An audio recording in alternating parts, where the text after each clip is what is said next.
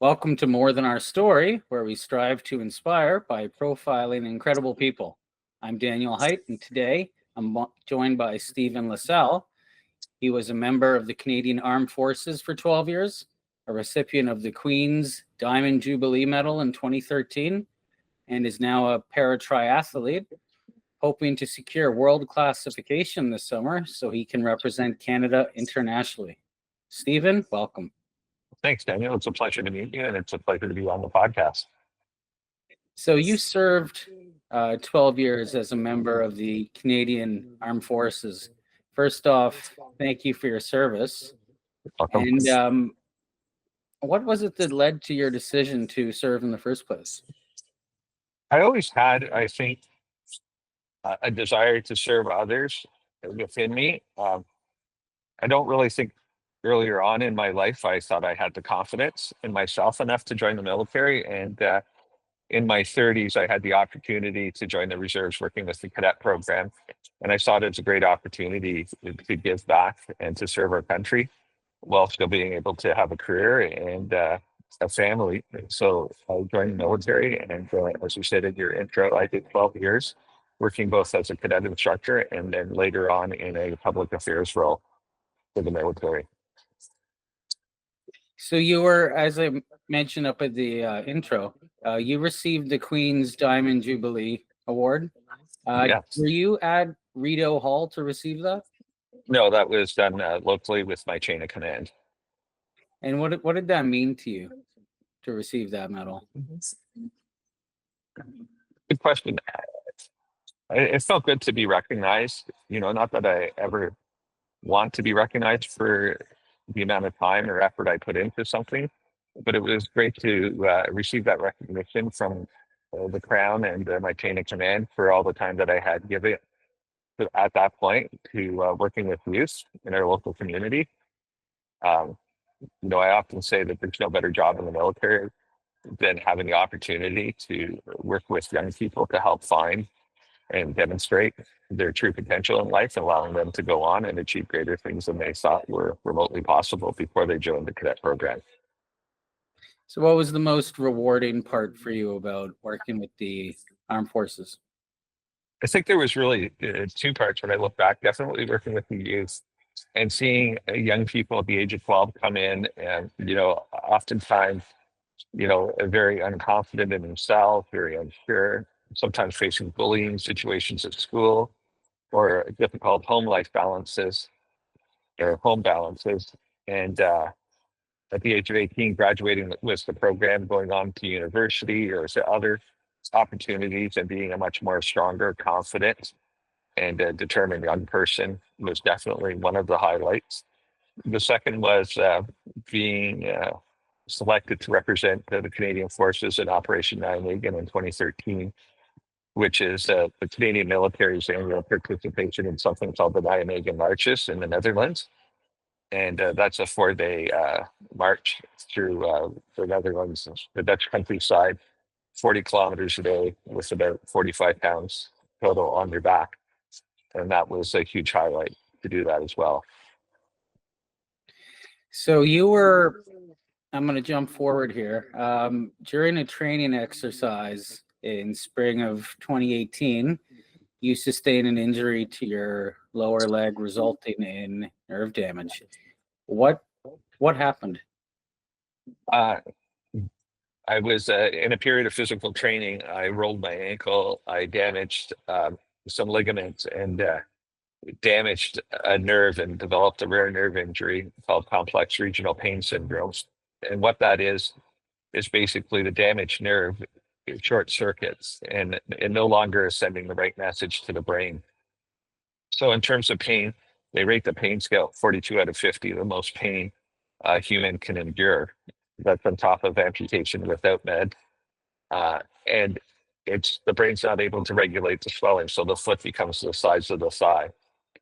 So after 2 years of trying different meds and treatments to get the nerve damage under control, it began spreading and progressing to the point where if they didn't amputate, I would have lost my whole leg. What were the doctors saying about your chance of recovery? Uh, at the beginning, the doctors really didn't know what was going on. It was a year later when a surgeon who I was referred to for the ligament damage identified the nerve injury, and right away he was very open and transparent that my prospects for recovery were not the best. And further specialists, reiterated that it became not, making me better, but just trying to provide me with some form of quality of life that I was able to manage. The thought of amputation in those first few years, although I continually asked for it, was thought that it would make me worse and reduce my quality of life further than struggling with the pain. They only decided really to cut off the leg, as I said, when it was progressing to the point where I would have lost probably more of the leg and I was already in bed full time and I had no quality of life. So it was a decision to try to give me some quality of life back, and the surgery was successful for the most part. I've been pretty good. I'm fully active now in my wheelchair. I can't wear a prosthetic, but I'm happy that we went through with the amputation and that I've been provided with a second chance. Is it because of the nerve condition that you can't wear a prosthetic? Yeah, the damaged nerve has formed several tumors in the side of the stump, and any pressure on them from a prosthetic would just could further activate the nerve damage.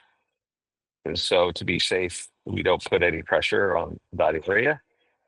And surgery's not an option because touching those nerves could further exacerbate the injury. So we just live every day we can while the tumor slowly grows bigger.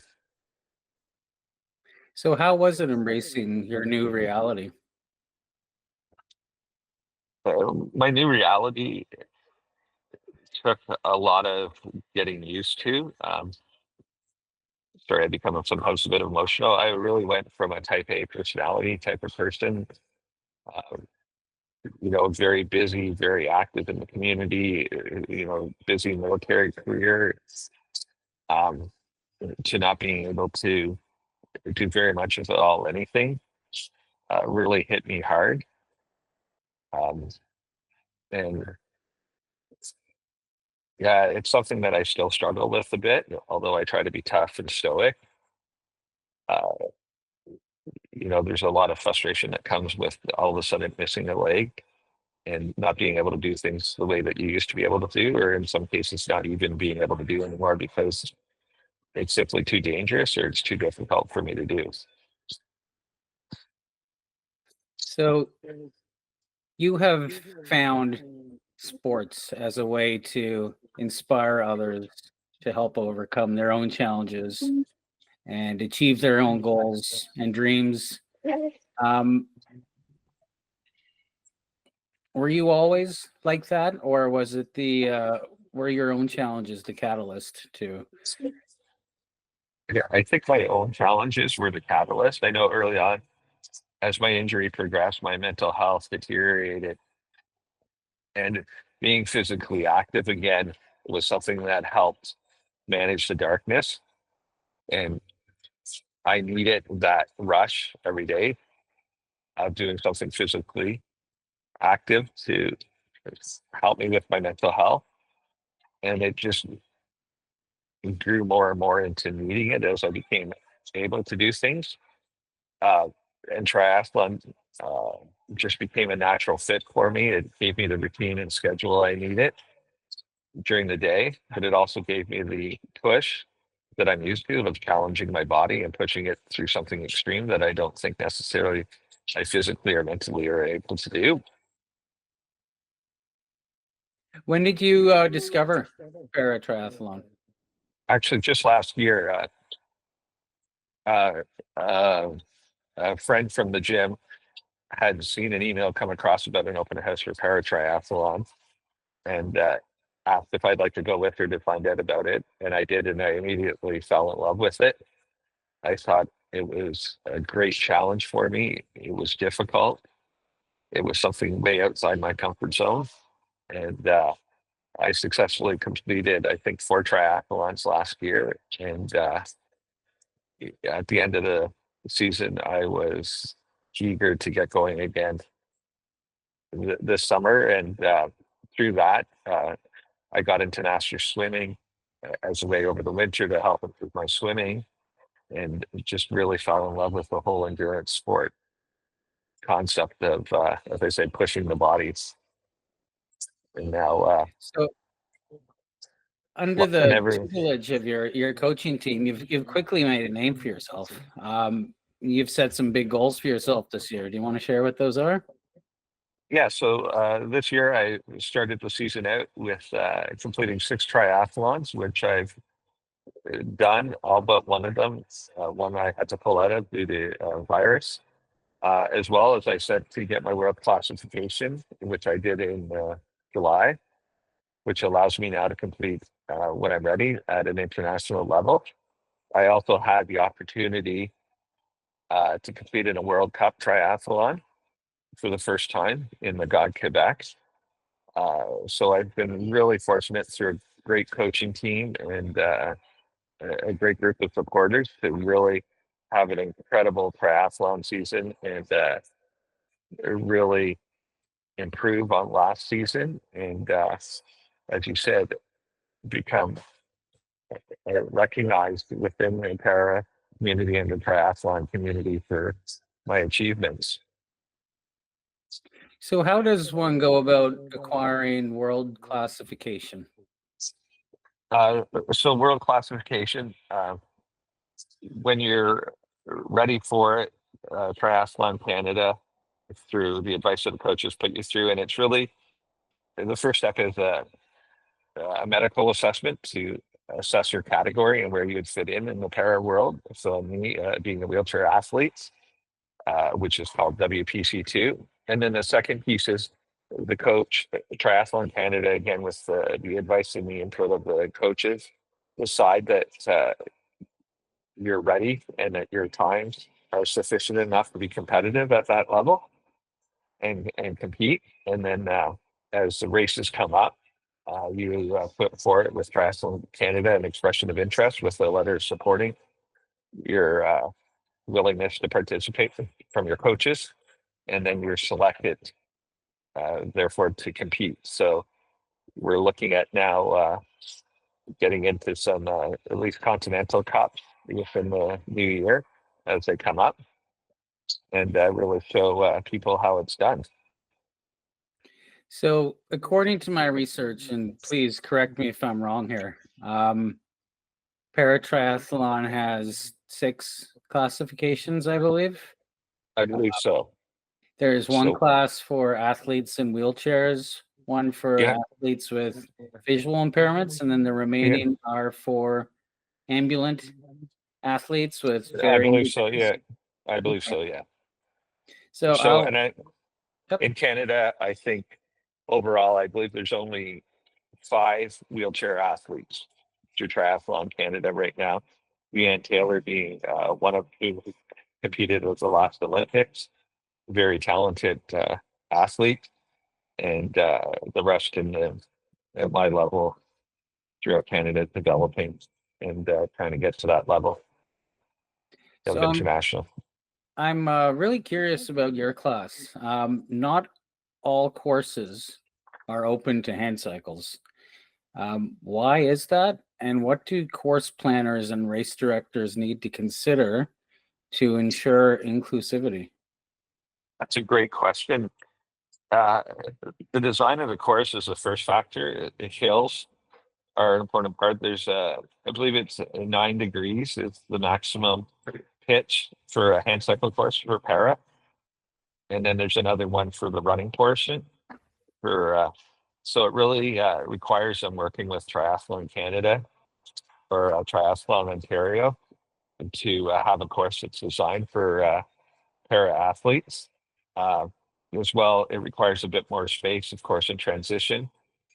But for the most part, I spent a lot of time working here in Quebec with Triathlon Quebec, and they are incredibly supportive of para athletes here and working with me in particular to make sure that their course and their setup is supportive and inclusive so that I can participate, which has been fabulous.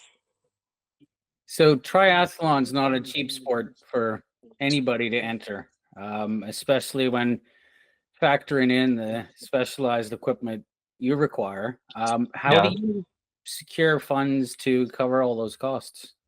So that's a great question and discussion that's ongoing right now. Now that I'm up at the international level, the equipment I've been using right now has been either demo equipment or secondhand. And it's come time that we need to procure equipment that's properly fitted and allows me to compete at, uh, at a higher level. So, really relying on sponsors will be the way going forward now to get the equipment. Hand cycle could cost as much as $20,000. The racing wheelchair, probably about 10, 15K, plus all your race fees and everything else that you have to cover. Coaches, you're right, it can be a very expensive sport. And how customized do these, like you made mention to the racing wheelchair and the racing hand cycle? How much customization is required? Would you be able to use a fellow competitors if needed? Somewhat, there needs to be some adjustments made depending on size of body and things like that. Ideally, having something that's custom built for your particular measurements works best in terms of giving you the mobility, I guess you could say, to be able to use it effectively. So that really adds to the cost overall of getting this stuff. And there's very few manufacturers of this equipment, and most of them are out of the United States. So that's an added cost as well. So your year is being jam-packed with events. I think you were racing this past Sunday. How did that go? Yes, I've raced 2 Sundays in a row now. Previous Sunday was in Barrie Triathlon, which is a great triathlon put on by Multisport Canada. And this past Mm. weekend was Valleyfield, Quebec. It was through Triathlon Quebec and Triathlon Valleyfield. And it did very well. One of the things I struggle with and have struggled with, being somebody with PTSD, is the open water swimming. And that's been traditionally my weakest of the three sports. And the last 2 Sundays, I've had a really good swim times of just around 20 minutes consistently in both triathlons, which the coaches are very impressed with. So I think overall, they have gone really well. Valleyfield, I picked up a little bit of speed and did slightly better than Barrie the week before. So we're on the right track. Excellent. You have one more scheduled this year, I think. It's the Esprit Challenge in Montreal. Yeah, I'm doing a spree on the 7th, I believe it is, in Montreal. And then there's one more that I'm looking at doing it through Triathlon Quebec at the end of September. And then I'm looking at doing the challenge series in Barcelona in October Excellent. to keep Oh, it going. and congratulations, by the way, for actually securing the international classification required You're welcome. in Canada. Yeah, it's awesome. It's a great experience, and there's no better thrill than being able to compete for your country, especially as a para athlete. To be you're so far, we're so few and far in between that it's great to be out there and competing in these triathlons amongst able-bodied athletes. So, speaking about your progress, where can people learn about you and follow your progress?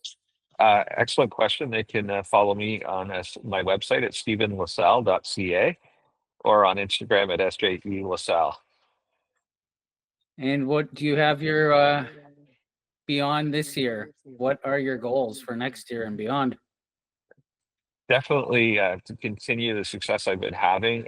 We're looking at doing some continental cups and hopefully being able to compete at the world level next summer again in Magog, Quebec. So, what have you learned about yourself since your accident? That's a great question. Um, I've learned, I think, that I'm capable of a lot more than I think I am. And I often doubt myself and my abilities, but this is really showing me how much more I'm really capable of doing. I've become a whole different person as a result of the accident, and I think I've slowly become a much more stronger mentally and much more capable person than I was before the accident. What would you say to others facing challenges? Don't give up. Like, don't surrender yourself to the darkness of your mind. That there's anything you want to do, you can surely do. Sometimes it may require adaptation or changes, but there's nothing stopping you from achieving your dreams or what you want to do in life. So, Stephen, I've really enjoyed our conversation today. Your determination to inspire others to overcome their own challenges and achieve their dreams is a powerful message and a testament to the strength of your resolve. Don't ever doubt yourself. You are a monster. You can do whatever you want. I agree. Thank you, Daniel, for your time. You're welcome. Have a great day. Thanks.